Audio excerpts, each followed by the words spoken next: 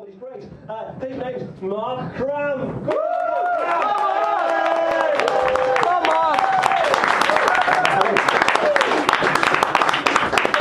These might stand a little precedent.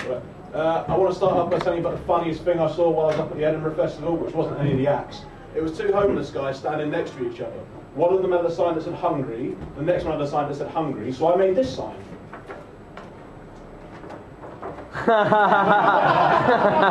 You're quite right to laugh, that is genius. Now, I work at a children's theme park in Milton Keynes, which I'm no longer allowed to name for legal reasons, but let's call it Lulliver's Gand. And if you can't crack that code, I can't help you, okay?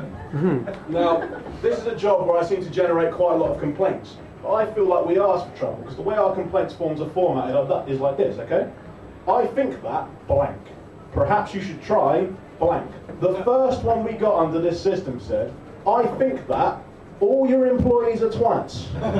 Perhaps you should try not being twats. I got a complaint about myself personally which said, Mark was overly critical of a child's inability to drive a Dodgem.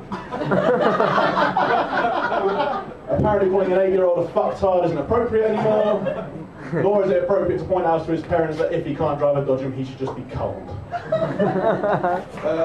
Now, yeah, well, basically, are there any parents in tonight?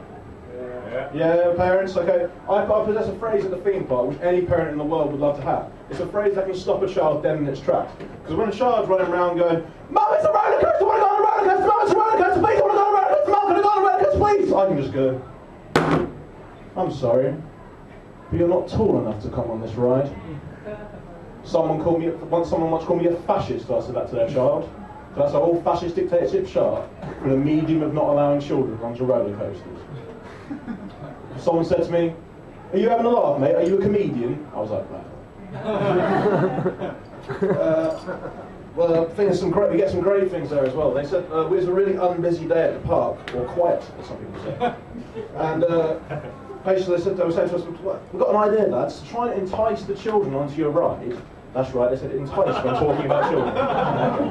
They said, why don't you try saying something like this? If you're on a teacups, I want you to say, hi, would you like to ride my teacups? And if you're on the Ferris wheel, you say, hi, would you like to ride my Ferris wheel? Yeah, our roller coaster's called the Python. There is no good way to say to an 8-year-old girl, you alright, sweetheart, you having a good time today? You fancy coming over here and riding my Python? It's just not good. I didn't really like the job, and the low point for it for me was the day I walked into McDonald's wearing my Lulliver's Gand uniform, okay? And the McDonald's employee said to me, you work at Lulliver's Gand. And I went, you work at McDonald's? And we shared a moment of mutual self-hatred.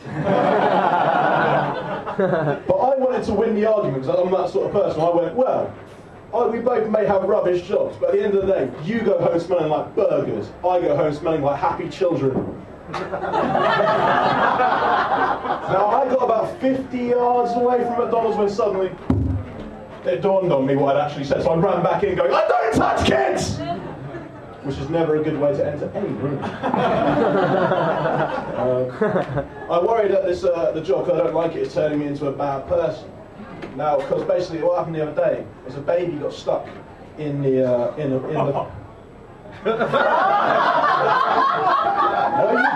Were you there? A baby got stuck in the strap in the carousel. We couldn't get it out. And someone goes, how would you get a baby out of something? And I was like, coat hanger. See, bad person, horrible. And I attribute this to one of the reasons why I don't have a girlfriend at the moment, because I've just come off a breakup. I say that, but I actually ended it. And it's the first time I've ever ended a relationship.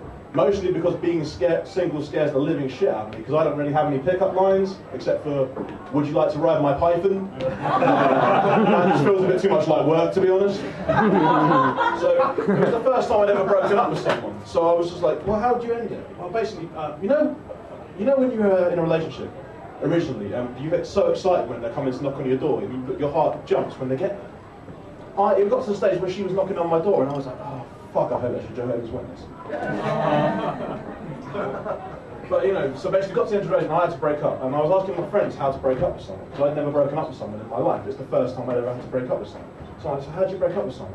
And they said, just think of a time in your life when you've had to disappoint someone and apply the same logic as you would to that situation. I'm like, okay. And I was like, and she goes, Mark, why does this have to end? I love you, I still love you. Can we please make this work out? Can we please work this out? And I just, the only thing I could think to say to that was, I'm sorry, but you're not tall enough to be in this relationship anymore. Thanks very much, guys. Cheers.